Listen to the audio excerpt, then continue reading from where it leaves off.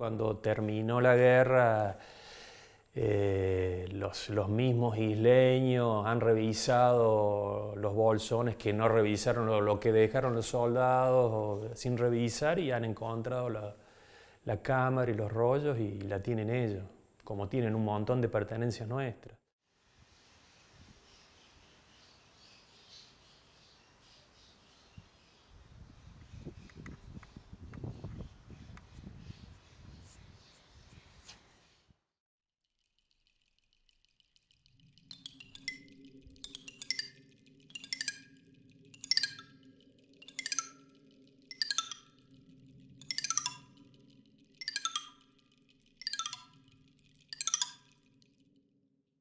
Mi nombre es Eric Walter Langer, soy de Villa María, Córdoba, tengo 60 años. En el año 82 fui incorporado al servicio militar en el Regimiento de Infantería 25. Este regimiento participó en el desembarco del 2 de abril en Malvinas.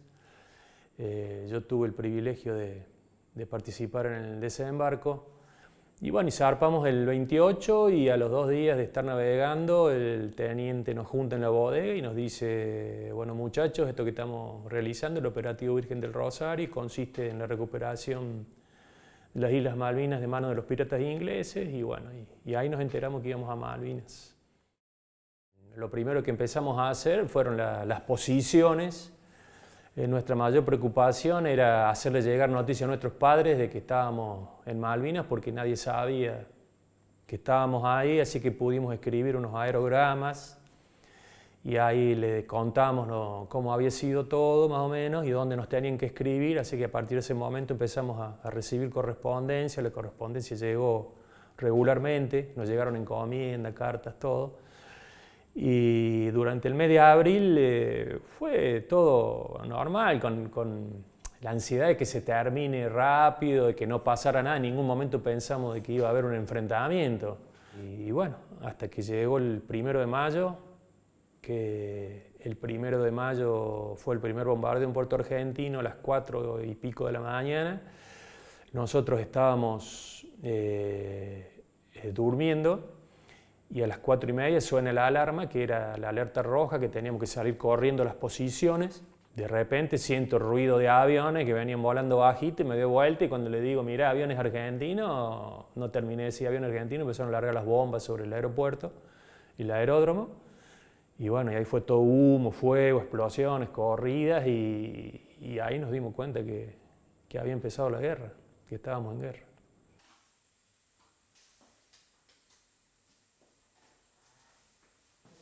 Y nos fuimos a buscar agua con botellas, y cuando volvíamos suena la alerta roja. De nuevo nos escondimos, nos tiramos al piso y no pasaba nada. Y al ratito me dice: bueno, dale, vamos. Y cuando salimos caminando aparecieron 3 Sea Harrier de nuevo volando bajo, y la antiaérea que le tiraban. Y me gritaba: corre, corre, tírate al piso. Y me tiré al piso y miré, y pasaron arriba nuestro bajito hasta que lo vi el piloto. Y las antiaéreas que les tiraban y las trazantes que pasaron arriba nuestro, y desaparecieron en el horizonte. Y me di vuelta y lo miré a Fabricio y nos largamos a reír, como diciendo: ¿viste lo cerca que pasaron? Sí. Y nos levantamos, agarramos las botellas y seguimos caminando, y ya nos habíamos habituado a las situaciones de peligro, y ya nos reíamos de las cosas que pasaban y lo tomábamos con gracia, ¿no?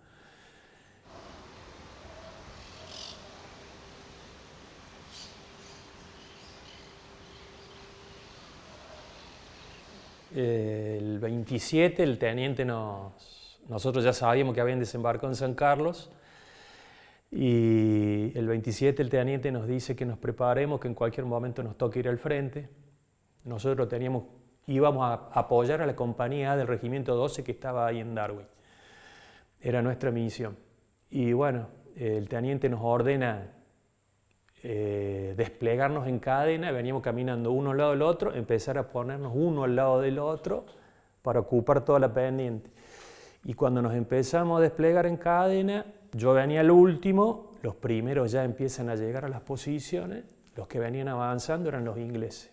Entonces se topan con los dos estafetas de esto y mueren esos dos estafetas. Ahí empiezan a tirarnos, nos tiramos cuerpo a tierra, yo me tiro cuerpo a tierra, me saco los cohetes, dejo el lanzacohete y me tiro al piso, me pegué al piso. Ahí me acordaba de la introducción del teniente que nos decía: peguen los talones al piso porque lo primero que te van a barrer cuando estés tirado al piso, cuerpo a tierra, son los talones que te quedan arriba, así que pegados al piso, y las trazantes que me tiraban y me pegaban al lado y saltaban, y me quedaba quieto y me empezaba a arrastrar, y de nuevo una ráfaga que me pegaba al lado, hasta que lo veo al teniente corriendo de una posición a la otra, porque nosotros no conocíamos ese lugar, no sabíamos que estaban las posiciones ahí, de noche.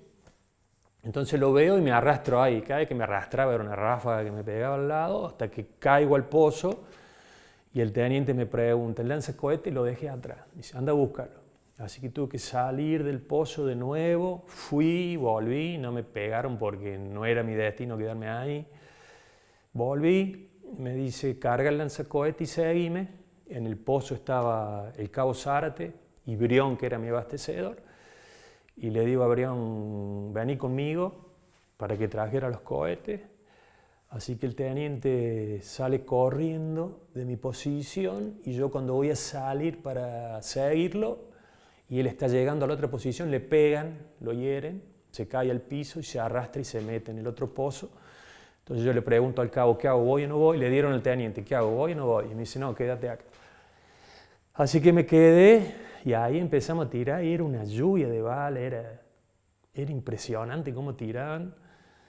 Y cada vez que nos asomábamos a tirar era una ráfaga que nos barría el pozo. Ahí lo empecé a escuchar a Fabricio, que empezó a gritar: me dieron, le gritábamos: arrastrate el pozo, venite para acá. Y dice: no puedo, me dieron. Y empezaron a tirar con morteros, después no lo escuché más. Ahí al ratito cayó adentro del pozo Buffarini y Sachetto, y ahí le preguntamos a Sachetto por Fabricio y me dijo: no, dice, Fabricio murió. Y bueno, seguimos tirando como podíamos, cada vez que nos asomábamos, nos turnábamos para tirar. El teniente empezó a manejar la radio, a dirigir la artillería, y una de las veces que se asoma, le pegan en la cabeza y lo matan.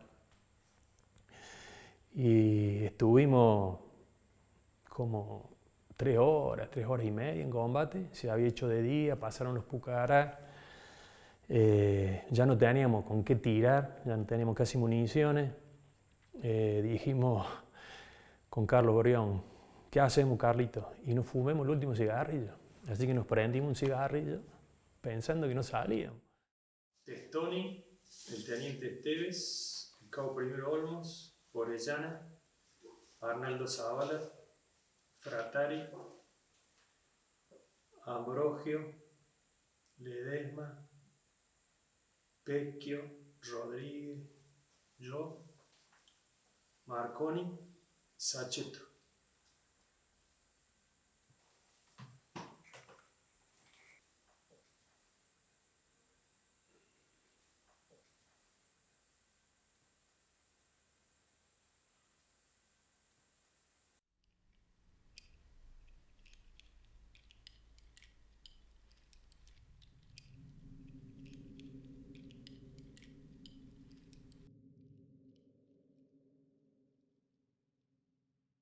Y bueno, ya no teníamos con qué tirar, y dijimos con el cabo: bueno, tiremos un PAF. Un PAF es un cohete que se pone en la punta del fusil.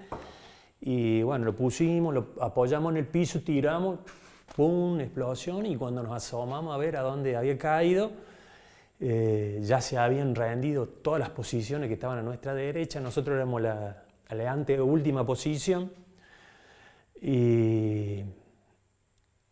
Y cuando vemos que se habían rendido todo, ahí nomás el cabo saca un trapo blanco, un repasador que tenía, lo saca, y bueno, y ahí salimos. Nos sacamos el armamento, el correaje, y salimos con las manos atrás de la cabeza, con el cigarrillo en la boca, me acuerdo, por adelante del pozo. Y cuando salimos ahí, me acuerdo que el primero que veo es a Bertolucci, un compañero de General Cabrera. le faltaba la mitad, sentado al pozo y le faltaba la mitad de la cara, gimiendo. Y después, bueno, a varios compañeros quemados, muertos, quemados, prendió fuego. De ahí salimos y nos hacen tirar cuerpo a tierra y nos empiezan a revisar, y cada vez que escuchábamos que alguno se quejaba, nos queríamos dar vuelta, te pateaban o te enterraban la cabeza en el barro. Después vimos que los empezaron a atender y a los chicos heridos, y bueno, ahí nos quedamos más tranquilos, porque por un lado porque los estaban atendiendo y por otro lado porque vimos si los atendían a ellos no nos iban a hacer nada a nosotros, porque pensábamos en ese momento si querían nos barrían a todos. Y me ofrezco como voluntario, voy a buscar una de las camillas que era una chapa y la agarro del lado de los pies y sentía que se quejaba, y el quejido eso la sentía, la voz conocida. Le digo, preguntarle quién es porque de noche no veía. Y me dice, ¿quién sos? ¿Quién soy? Horacio Giraudo era. Y me decía, Quito me duele, Quito me duele. Estaba con suero, con morfina. Le pedimos a los ingleses que los atendieran, decían que ya habían hecho todo lo que podían, que tenían que esperar al otro día para evacuarlos, que vinieran los helicópteros. Así que los llevamos al lado de unos arbustos que se habían prendido fuego, y durante toda la noche los tuvimos ahí, a él, a Rufino, a Rodríguez y a los chicos del 12 que no los conocía yo. Y bueno, estuvimos todas las noches turnándonos para atenderlos, y bueno, Horacio no aguantó, murió esa noche. Y al otro día, cuando amaneció, vinieron los helicópteros y los evacuaron y los llevaron a un buque hospital.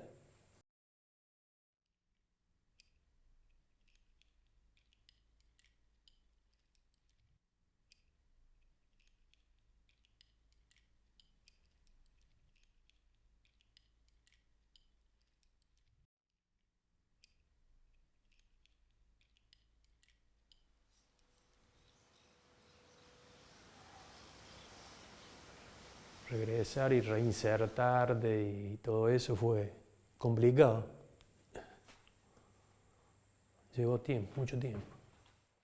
No conseguía trabajo, iba, me decía mi viejo, ¿por qué no vas a hablar con este político? Iba y hablaba y me decía, mira, no tengo nada, pues te puedo dar un subsidio, como te digo, ahora te voy a dar 5.000 pesos por mes. Y una bronca. Y volví y le decía, mira, no estoy pidiendo que me regalen nada, quiero que me den trabajo, nada más.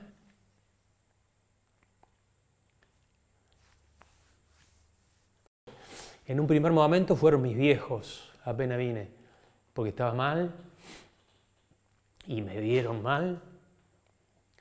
Y empecé con tratamiento y bueno, y ahí el psicólogo me dijo, lo que pasa es que recién ahora te estás dando cuenta de la situación límite que viviste, todo eso. Bueno, así que con tratamiento fui saliendo, tenía mis altibajos.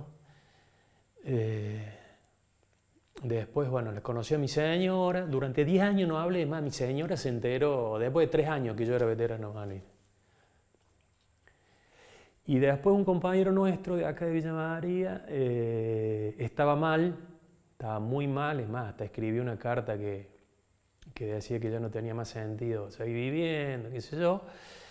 Entonces hablamos con la municipalidad y bueno, la municipalidad le dio trabajo y le conseguimos una psicóloga de Córdoba, de Mendiolaza, que estaba trabajando con veteranos de ahí ya hacía un tiempo.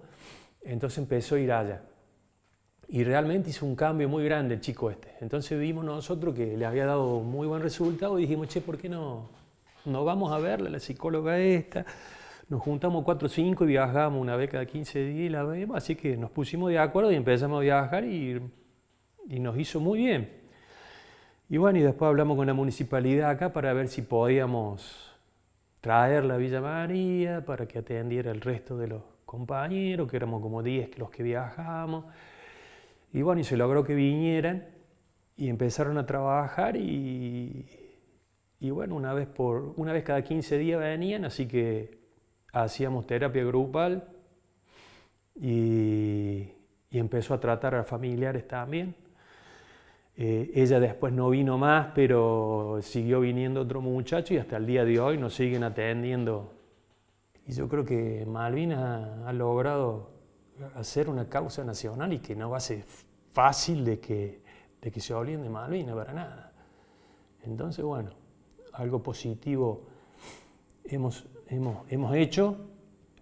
Y sí, lo lamentable es la pérdida de las vidas humanas en una guerra y que no se vuelva a repetir, pero que no nos olvidemos de los verdaderos héroes, ¿no? Que son los compañeros que quedaron allá y el sufrimiento de la familia.